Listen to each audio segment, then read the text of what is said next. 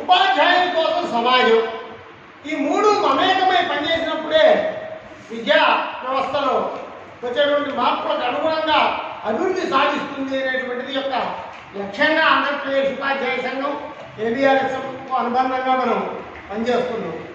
అంతేకాదు మన సంస్కృతి సాంప్రదాయాలను పరిరక్షిస్తూ మనం ముందుకు పోతున్నాం.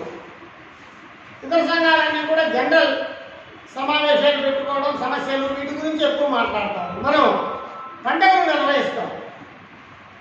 మనకు జాతీయ క్యాలెండర్ నిర్దేశించిన ప్రకారం ఒక 5 పండుగలను మనం నిర్వహిస్తాం. వాటిల్లో జనవరి 12 మొదలుకొని 23 దాకా, అంటే వివేకానంద జయంతి మొదలుకొని సుభాష్ చంద్రబోస్ జయంతి వరకు కూడా ఆ మధ్యకాలాన్ని కర్తవ్యబోధ్ దివస్ అనే పేరుతోటి, అంటే మన కర్తవ్యాన్ని మనం ఏం చేస్తున్నాము, ఇంకేం చేయాలి. కర్తవ్యం అంటే రోజు చేసేదే, జూన్ 12 మొదలుకొని ఏప్రిల్ 23 దాకా. కానీ దాంట్లో మనం మార్పులు చేర్పులు ఏం చేసుకోవాలి, అప్డేట్ కావాలా. ఇప్పుడు వస్తున్నటువంటి లేటెస్ట్ టెక్నాలజీకి అనుగుణంగా మనం అప్డేట్ అవుతున్నామా లేదా, ఈ కర్తవ్యాన్ని ఇంకా ముందుకు ఎట్లా తీసుకెళ్ళాలి, ఇంకొంచెం ముందుకు ఎలా వెళ్ళాలి అనేటువంటిది ఒక గంట సేపు మనం ఒక సమావేశాన్ని ఏర్పాటు చేసుకొని మన కర్తవ్యాన్ని మనం ముందుకు తీసుకుపోయే దాని గురించి ఒక రోజు నిర్ణయించుకున్నాం ఆ మధ్యకాలంలో. అలాగే మనకు జ్ఞాన సరస్వతి అయినటువంటి అమ్మవారికి పూజగా పాఠశాల స్థాయిలో శ్రీపంచమి కార్యక్రమం, అలాగే మనం గురు పూజోత్సవం సాధారణంగా సెప్టెంబర్ 5 జరుపుకుంటాం ఉపాధ్యాయ పరంగా. అయితే వేదవ్యాసుడు ఆది గురువు, ఆయన యొక్క ఆషాఢ పౌర్ణమిని పురస్కరించుకొని అటు 3 రోజులు ఇటు 3 రోజులు ఒక వారం రోజుల పాటు గురువందన కార్యక్రమం, సద్గురువులను సన్మానించుకోవడం, గురు పరంపర గురు విశిష్టతను మనం ఒకళ్ళకొకళ్ళని తెలియజెప్పుకోవడం, గురువందన కార్యక్రమాన్ని చేస్తాం. అలాగే రాజ్యాంగ సృష్టికర్త అయినటువంటి కర్తల్లో ఒకరైనటువంటి అంబేద్కర్ మహనీయుడి యొక్క జయంతిని కూడా మనం జరుపుకుంటాం. అలాగే జనవరి 1 మనకు పండుగ కాదు, అది క్యాలెండర్లో మారే తేదీయే, ఉగాదే మనకు పండుగ అని నవవర్ష కే రూపమే నూతన సంవత్సరం రూపంలో ఉగాది ఉత్సవాన్ని కూడా మనం జరుపుకుంటాం. ఈ 5 పండుగలు కూడా ఆంధ్రప్రదేశ్ ఉపాధ్యాయ సంఘం ఖచ్చితంగా జరుపుతుంది. కొన్ని జిల్లా స్థాయిలో జరుపుతాం, కొన్ని మండల స్థాయిలో జరుపుతాం, కొన్ని పాఠశాల స్థాయిలో కూడా జరుపుతాం.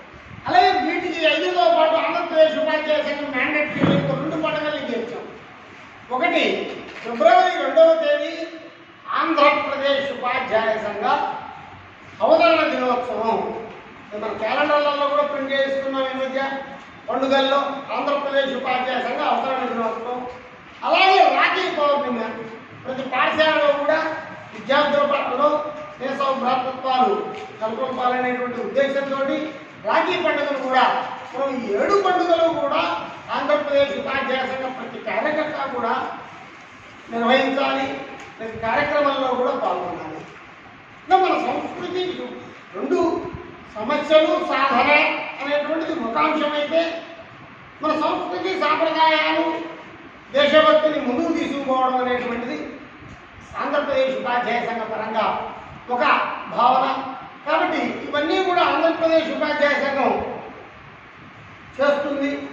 అలాగే కార్యక్షేత్రం, కార్యము, కార్యకర్త, కార్యక్రమాలు, కార్యపద్ధతి, ఇవన్నీ కూడా మనం కార్యము అంటే పని ఉంటే పని చేయాల్సిన కార్యకర్త, సుశిక్షితులైనటువంటి కార్యకర్తలను తయారు చేసుకోవడానికి మనం ఇప్పుడు శ్రమ పడుతున్నాం.